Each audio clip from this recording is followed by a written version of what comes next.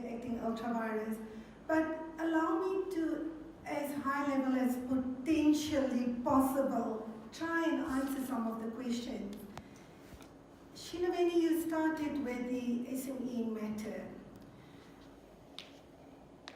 Can I say that it will be a lie not to say the FIC was not involved? And yes, our involvement started in 2014. The FIC's output in this regard was not only nationally felt but also regionally. In that the work that the FIC did on the case involved also alluded the South African authorities on things going wrong at the VBS Bank. That was the first forewarning that they got something may be wrong. That is as far as I can answer you. Otherwise, I will be violating the law. Okay, so the FIC surely did not turn a blind eye. The low reporting behavior of the public, what are we going to do about informing the public about the role, the function of the FIC, and the fact that they can walk through our doors and report suspicious activities? We hope that events such as these, where we engage the media on our outputs, and in future engagement, when we share with you our quarterly statistical reports, you will help us to bring the message across to the members of the public that they don't have to tolerate crime, that they can report it as a whistleblower on the grounds of complete anonymity to the FIC.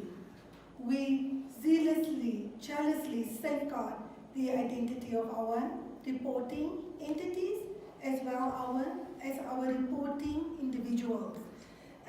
We also hope that as we manage to build financial buffers, we will be able to operate a whistleblower hotline where people can call anonymously and inform us about what they are seeing. So those are the two immediate efforts that we hope will have impact on enabling the public to understand their function.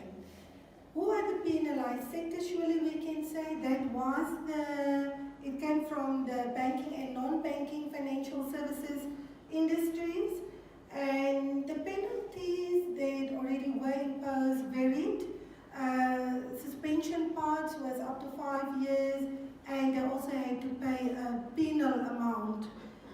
There are also additional administrative penalties that are in the process of being imposed, and in total it will affect again the banking and non-banking financial services sector.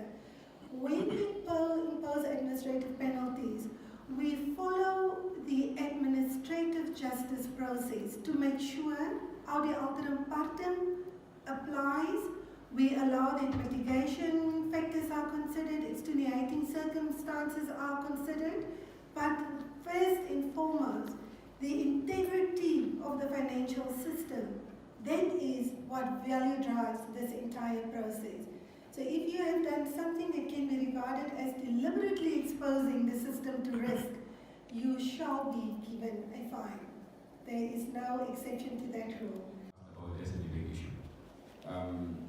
Now, as Leonie has explained, the FIC receives information from accountable institutions. Now, accountable institutions are institutions like banks, for instance, that have an obligation to report some suspicious transaction or suspicions that they picked up with regard to their customers' behaviors.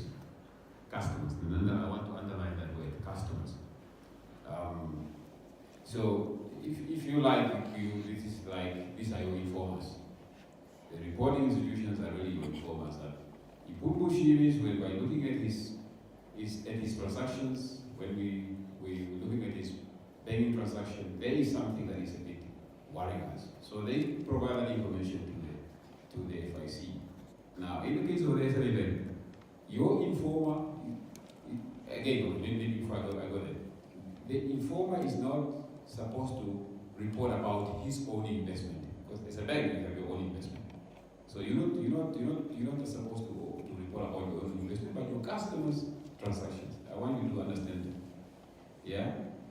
So in the case of the SME Bank, the money that we're talking about is not a customer's transaction. It was actually the informer's own investments, and there was no obligation for the informer to report And the informer is the one who actually did something wrong. So you need to understand that. So FIC doesn't go around and looking at how the banks have invested their money. That's not their job. Yeah, their job in terms of the FIC is to report if their customers have some suspicious transactions. So I think it's important to make that distinction.